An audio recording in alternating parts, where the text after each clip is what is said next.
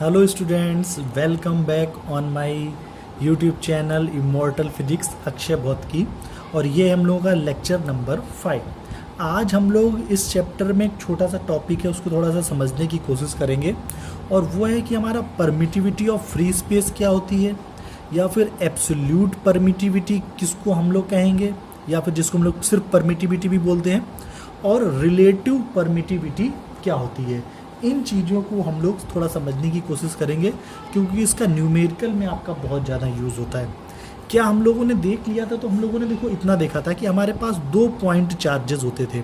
एक हमारा charge Q1 होता था और एक चार्ज हमारा Q2 होता था। और इनके बीच की जो डिस्टेंस होती थी वो हमारी कितनी होती थी, स्मॉल r होती थी। तो कूलम ने हमको बताया कि इनके बीच में जो फोर्स लगेगा वो फोर्स होगा हमारा F equals to 1/4 pi epsilon naught Q1 Q2 upon R square. एक फॉर्मूला मैंने आपको ये बताया था, और जहाँ पर मैंने बोला था कि ये जो एप्साइलन नॉट है इसको हम लोग बोलते हैं परमिटिविटी ऑफ फ्री स्पेस। फिर उसके बाद मैंने आप लोगों से कहा था कि अगर ये दोनों चार्ज हमारे वैक्यूम में है, फ्री स्पेस में है, उस टाइम पर तो हम लोग ये वाला फॉर्मूला लिखेंगे। लेकिन अगर इन चार्जेस, ये जो चार्जेस हैं ये सराउंडेड हैं किसी इंसुलेटिंग मटेरियल से, या फिर इन चार्जेस के आसपास वैक्यूम नहीं है, कुछ ना कुछ मीडियम है, तो मैंने कहा था तो उसके लिए जो हम लोग फार्मूला यूज़ करेंगे वो फार्मूला होगा हमारा 1/4 pi epsilon Q1 Q2 divided by R square. और जहाँ पर ये एप्साइलन लिखा हुआ है इसको हम लोग बोलते हैं एब्सोल्यूट परमिटिविटी या फिर परमिटिविटी। और मैंने कहा था कि जो एयर के लिए मैंने आपको बताया था एप्साइलन लगभग बराबर होता है किसके, एप्साइलन नॉट के। या फिर जो हमारा एप्साइलन होता है वो actually slightly larger than epsilon not होता है। एप्साइलन की वैल्यू जो होती है एप्साइलन नॉट से थोड़ी सी ज़्यादा होती है। इसलिए हम लोग क्या करेंगे, अगर जो हमारे अदर मटेरियल्स हैं जैसे ग्लास हुआ, वैक्स हुआ, पेपर हुआ, ऑयल हुआ, तो इस टर्म में ना लिख के एप्साइलन की एक वैल्यू होती है और वो वैल्यू होती है हमारी के एप्साइलन नॉट, या फिर इसी को हम लोग लिखते हैं epsilon R into epsilon not. तो ये फॉर्मूला आपका बनता है 1/4 पाई एप्साइलन नॉट के Q1 Q2 upon R square, या फिर यही हमारा लिखा होता है कुछ इस तरीके से 1/4 pi epsilon not epsilon R Q1 Q2 upon R square.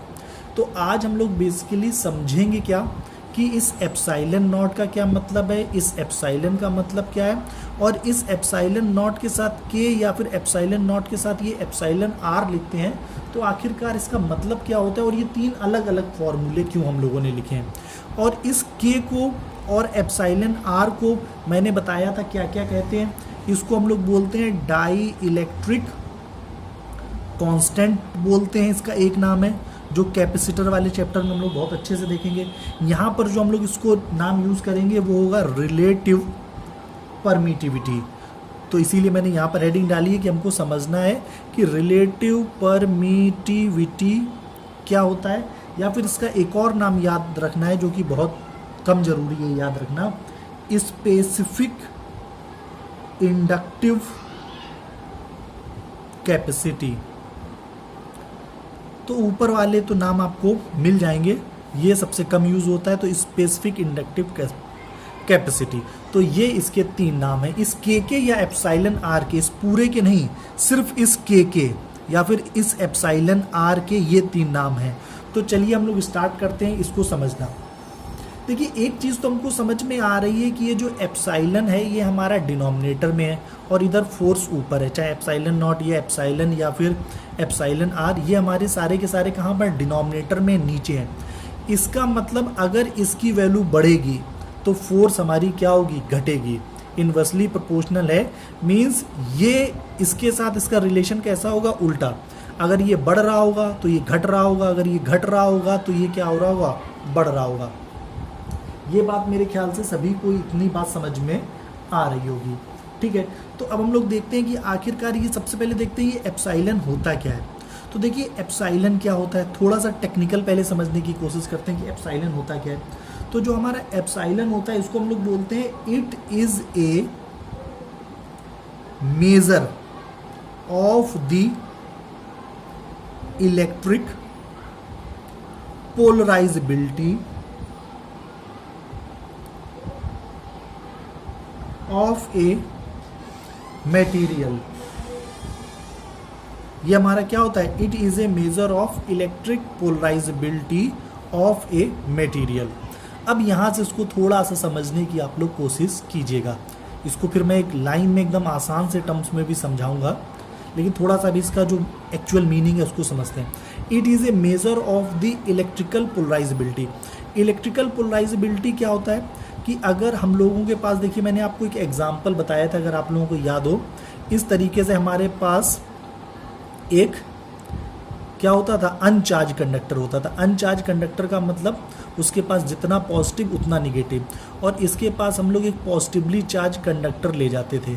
तो होता क्या था कि जो इसमें वैसे नॉर्मली क्या होगा, positive negative positive negative positive negative positive negative, इस तरीके से यूनिफॉर्मली पूरे में डिस्ट्रीब्यूट होगा। लेकिन जब हम लोग इस पॉजिटिवली चार्ज कंडक्टर को ले जाएंगे तो इस अनचार्ज कंडक्टर में से जो निगेटिव चार्ज होंगे वो उसके एक एंड पे आ जाएंगे due to attraction of this positive charges, और इसके अंदर जो पॉजिटिव चार्ज होंगे वो ड्यू टू रिपल्सन किस तरफ चले जाएंगे, दूसरे साइड चले जाएंगे। तो ये जो बॉडी अगर इस तरीके से थी और इसके एक साइड हमारे ये निगेटिव चार्जेस आ गए और इसके एक साइड ये पॉजिटिव चार्ज चले गए, किसकी वजह से, क्योंकि हम लोगों ने यहाँ पर एक पॉजिटिवली चार्ज कंडक्टर रखा था। तो ये जो होता है इसको हम लोग बोलते हैं पोलराइजेशन। पोलराइजेशन का मतलब होता है निगेटिव चार्ज एक साइड आ जाना और पॉजिटिव साइड एक साइड चले जाना। एक्चुअली में वैसे सिर्फ निगेटिव चार्ज एक साइड आता है, पॉजिटिव तो वहीं का वहीं रहता है। तो इसको हम लोग बोलते हैं पोलराइजेशन। तो अगर देखें तो ये एक फील्ड जनरेट हो रही है। इसको अगर हम लोग थोड़ा सा और अच्छे टर्म्स में बोलें, इस तरीके से ना बोलें, तो हम लोग बोलें कि अगर हम लोगों ने कहीं पर इस तरीके से फील्ड जनरेट की है, तो ये फील्ड जब जनरेट हो रही है ऐसे पॉजिटिव से निगेटिव की तरफ, पॉजिटिव से निगेटिव की तरफ, तो यहाँ पर जो मटेरियल होगा, इसके बीच में जो फील्ड में मटेरियल होगा, वो हमारा मटेरियल क्या हो जाएगा, पोलराइज्ड हो जाएगा, और इसमें निगेटिव इस तरफ आ जाएगा, पॉजिटिव इस तरफ आ जाएगा। तो हमने फील्ड अप्लाई की इस तरफ, इस मटेरियल ने, इस मीडियम में, जो भी ये मीडियम था, इसने देखिए अपनी फील्ड, ये हम लोगों ने फील्ड जनरेट की पॉजिटिव से निगेटिव की तरफ इस डायरेक्शन में, और इस मटेरियल ने अपनी फील्ड जनरेट की इस डायरेक्शन में।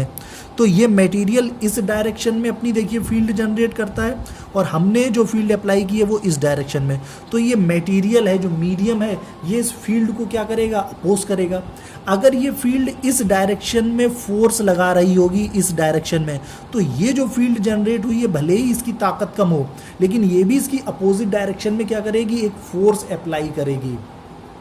मीन्स ये जो फोर्स अप्लाई कर रही है क्या करेगी, अपोज करेगी। और क्लास 11th में या फिर हम लोग फिजिक्स में बेसिकली पढ़ते चले आ रहे हैं, अगर कहीं पर कोई भी चेंज होता है तो उस चेंज का अपोजिशन तो जरूर होता है।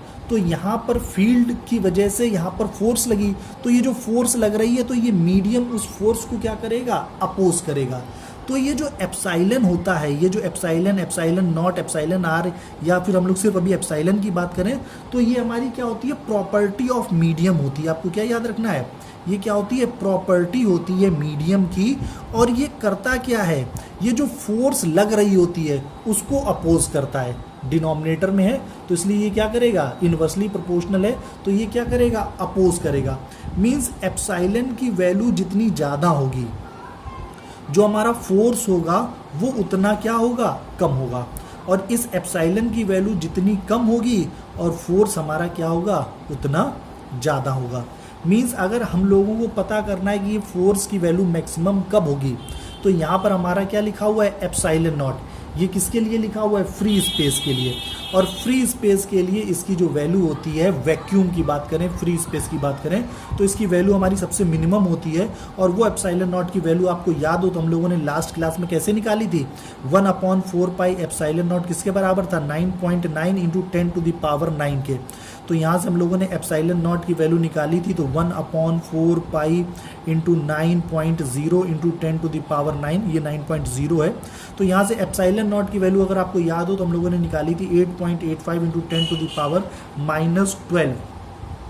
और इसकी यूनिट अगर आपको याद हो तो इसकी जो यूनिट निकल के आई थी वो यूनिट हमारी निकल के आई थी कूलम स्क्वायर पर न्यूटन मीटर स्क्वायर।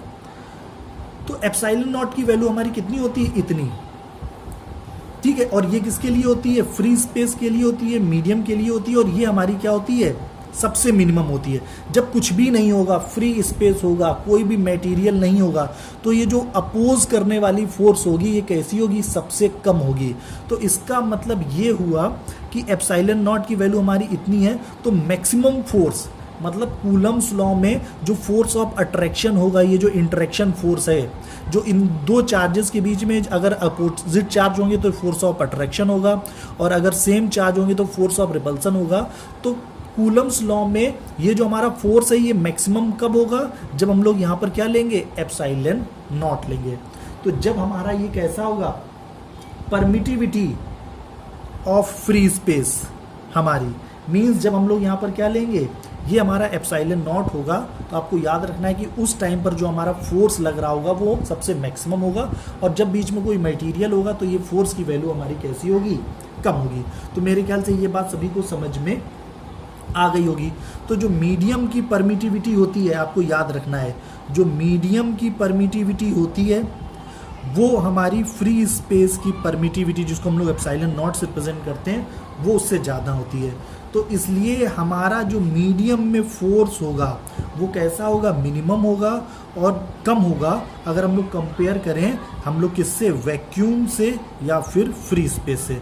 तो वैक्यूम में जो फोर्स होगा दो चार्जेस के बीच में, वैक्यूम में जो आपका फोर्स होगा दो चार्जेस के बीच में, वो कैसा होगा, मैक्सिमम होगा, और जो मीडियम में फोर्स होगा वो हमारा कैसा होगा, कम होगा। क्यों, क्योंकि एप्सिलॉन नॉट, और अगर हम लोग एप्सिलॉन की बात करें किसी मीडियम के लिए, तो मीडियम के लिए ये हमारा कैसा होता है, ज़्यादा होता है।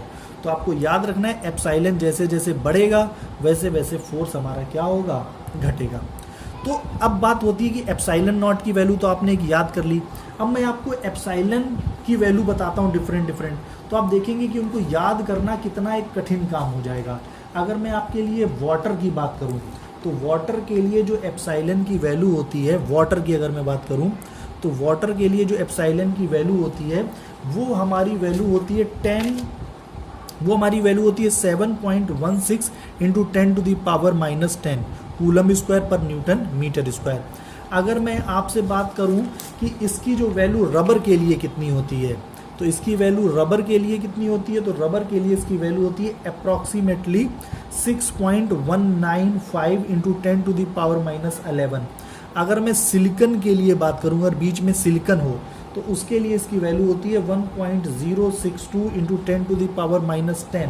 अगर मैं आपसे कंक्रीट की बात करूं, कंक्रीट जो हम लोग जानते हैं कंक्रीट, उसकी बात करूं तो उसके लिए वैल्यू होती है 3.98 इंटू 10⁻21। तो इतनी बड़ी बड़ी वैल्यूज़ आपको याद करना क्या हो जाएगा, बहुत कठिन काम हो जाएगा। हालांकि ये कोई बहुत बड़ी बात नहीं, हमारे पास चार्ट हो इसका तो कोई दिक्कत नहीं, लेकिन हम लोग एग्ज़ाम दे रहे होंगे और एग्ज़ाम पॉइंट ऑफ व्यू से ये इतनी बड़ी वैल्यूज़ को याद करना हमारे लिए जो काम हो जाएगा वो बहुत कठिन हो जाएगा। इसीलिए हम लोग ने ना तो इस वाले फॉर्मूले को यूज़ कर रहे हैं ना इस वाले फॉर्मूले को यूज़ कर रहे हैं, इस वाले फॉर्मूले को आप यूज़ करिए जनरल।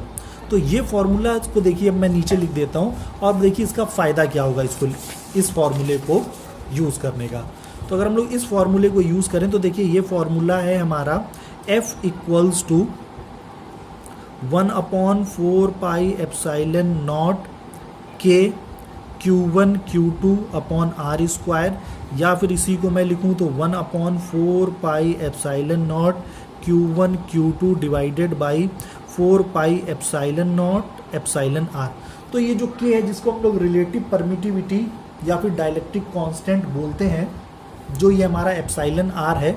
तो अब देखिए ये होता क्या है, एप्सिलॉन R का जो आपका मतलब होता है, तो एप्सिलॉन R का आपका मतलब होता है, एप्सिलॉन R इक्वल्स टू होता है मीडियम की permittivity divided by free space की परमिटिविटी, जो हमारा वैक्यूम होता है उसकी परमिटिविटी। तो एप्सिलॉन R किसके बराबर होगा, epsilon M divided by epsilon not. यहाँ से अगर हम लोग एप्सिलॉन M की वैल्यू निकालें तो ये किसके बराबर होगा, epsilon not into epsilon not. इतनी बात समझ में आई। अब अगर मैं आपको वाटर वाला एग्जांपल दूं, तो वाटर वाले एग्जांपल की अगर आप रिलेटिव परमिटिविटी निकालो तो एप्सिलॉन आर की वैल्यू कितनी निकल के आएगी? तो एप्सिलॉन आर की वैल्यू निकल के आएगी, अभी हम लोगों ने देखा था कि इसकी वैल्यू कितनी होती है, तो इसकी वैल्यू जो होती थी वो होती थी 7.16 इंटू 10⁻⁻10। चलो आपने किसी तरीके से याद कर ली। एप्सिलॉन नॉट की वैल्यू कितनी होती है? 8.85 इंटू 10⁻12। इसको सॉल्व करते हैं तो ये अप्रॉक्सीमेट निकल के आता है 81। बात समझ में आ रही है? अगर इसकी जगह पर हम लोग सिर्फ 81 याद कर लें और एक चीज़ हम लोग ये याद कर लें कि जो मटेरियल की परमिटिविटी होती है उसका फॉर्मूला होता है epsilon R into epsilon naught. तो अगर आपसे कहा जाए वाटर की परमिटिविटी आपको पता करनी है तो आपको ये पता होना चाहिए कि वाटर की जो परमिटिविटी होती है वो फ्री स्पेस की परमिटिविटी से कितनी ज़्यादा होती है। एप्सिलॉन आर जो आपने निकाला है, ये जो epsilon M divided by epsilon naught था, इसकी वैल्यू कितनी निकल के आई? 81 निकल के आई है। इसका मतलब तो यही हुआ कि जो हमारा एप्सिलॉन एम होगा वो 81 इंटू एप्सिलॉन नॉट होगा। मीन्स जो हमारी फ्री स्पेस की परमिटिविटी है उससे ये 81 गुना ज़्यादा होगी।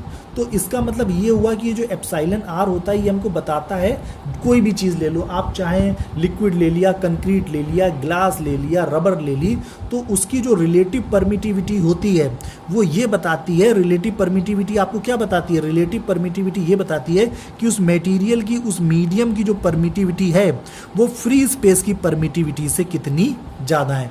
जैसे यहाँ पर हमको कितनी पता चली कि लिक्विड की जो परमिटिविटी होती है वो फ्री स्पेस की परमिटिविटी से कितनी ज़्यादा है? 81 टाइम्स, 81 गुना ज़्यादा है। तो अब काम बहुत आसान होगा। एप्सिलॉन आर आपको पता है 81 और एप्सिलॉन नॉट की वैल्यू आपको पता है 81, 8.85 इंटू 10⁻12। इसको जब आप कैलकुलेट करोगे तो देखिए ये वही आपका आ जाएगा।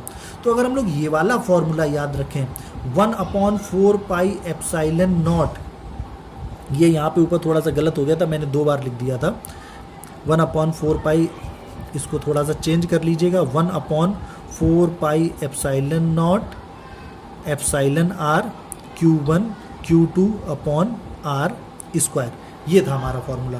तो 1/4 pi epsilon naught epsilon R Q1 Q2 upon R square. तो अब देखिए आपको एग्जाम में गिवन होगा कि जो हमारा वाटर है उसकी रिलेटिव परमिटिविटी कितनी है? उसकी रिलेटिव परमिटिविटी 81 है। तो आप क्या करोगे? सीधे फॉर्मूला लगाओगे 1/4 पाई एप्सिलॉन नॉट की वैल्यू आपको पता है 9.0 इंटू 10⁻9। एप्सिलॉन आर आप यहाँ पर 81 रख दोगे और Q1 Q2 और आर स्क्वायर की जो वैल्यू गिवन होगी उसको पुट करके क्या कर दोगे? सॉल्व कर दोगे। ये बात मेरे ख्याल से सभी को बहुत अच्छे से समझ में आ गई होगी। तो रिलेटिव परमिटिविटी का मतलब होता है मीडियम की परमिटिविटी और उसका कंपैरिजन किसके साथ करेंगे? फ्री स्पेस की परमिटिविटी के साथ करेंगे। अब जैसे आपको रबर की रिलेटिव परमिटिविटी गिवन हो, कितनी होती है? 7। तो अगर आपको रबर की रिलेटिव परमिटिविटी, अब आपको देखिए 7 याद करना है और वैसे आपको रबर के लिए क्या याद करना पड़ता है? 6.9195 इंटू 10⁻11। तो रबर की आपको रिलेटिव परमिटिविटी बता दी गई, एप्सिलॉन आर कितना है? 7। तो आपको अगर ये उसमें फॉर्मूले में यूज़ करना होगा तो आप क्या करोगे? F = 1/4 pi epsilon naught epsilon R Q1 Q2 upon R square. तो इसकी वैल्यू हो जाएगी 9 इंटू 10⁻9 और नीचे आपका एप्सिलॉन आर की वैल्यू आ जाएगी 7 Q1 Q2 upon R square. तो रिलेटिव परमिटिविटी K हुआ, एप्सिलॉन आर हुआ, ये होता क्या है? मीडियम की permittivity divided by free space की परमिटिविटी। तो मीडियम की परमिटिविटी का हम लोग कंपैरिजन करते हैं, तुलना करते हैं कि मीडियम की परमिटिविटी फ्री स्पेस की परमिटिविटी से कितनी गुना ज़्यादा है, वही उसकी क्या कहलाती है? Relative permittivity